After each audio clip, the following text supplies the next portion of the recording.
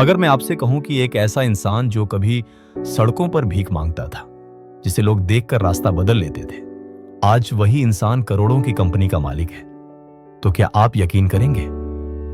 यह कोई कहानी नहीं है, यह हकीकत है। राजू की हकीकत।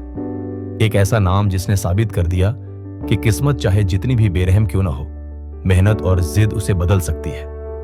राजू का बचपन बेहद मुश्किलों भरा था। पिता नहीं थे, मां बीमार और बेबस।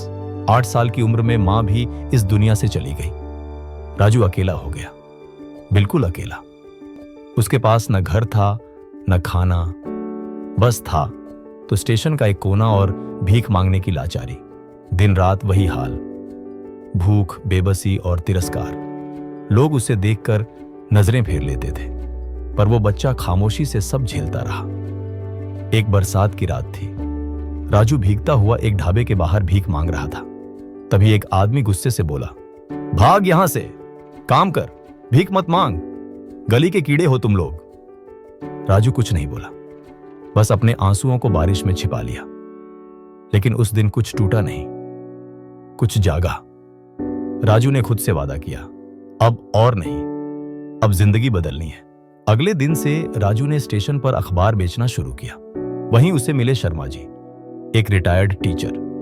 उन्होंने देखा कि यह बच्चा मेहनती है और मन से कुछ बनना चाहता है। उन्होंने राजू को पढ़ाना शुरू किया।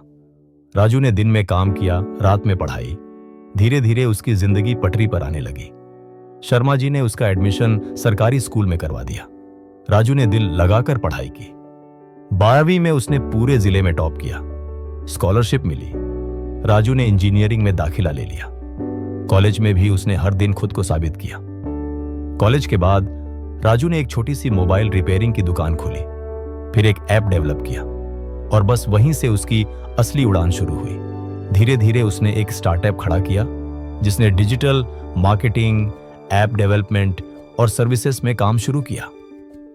सिर्फ 5 साल में उसकी कंपनी की वैल्यू 20 करोड़ तक पहुंच गई। जिसने कभी खाना मांगकर दिन काटा था, आज वही इंसान हजारों लोगों को रोजगार दे रहा था।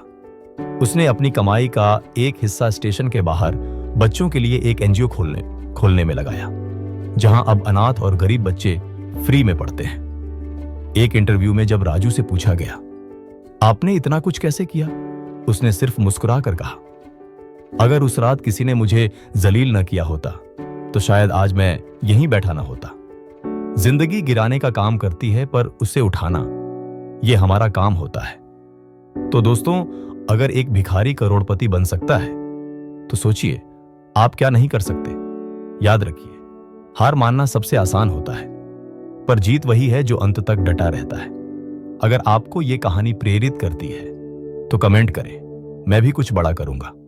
और ऐसे ही सच्ची कहानियों के लिए चैनल को सब्सक्राइब जरूर करें।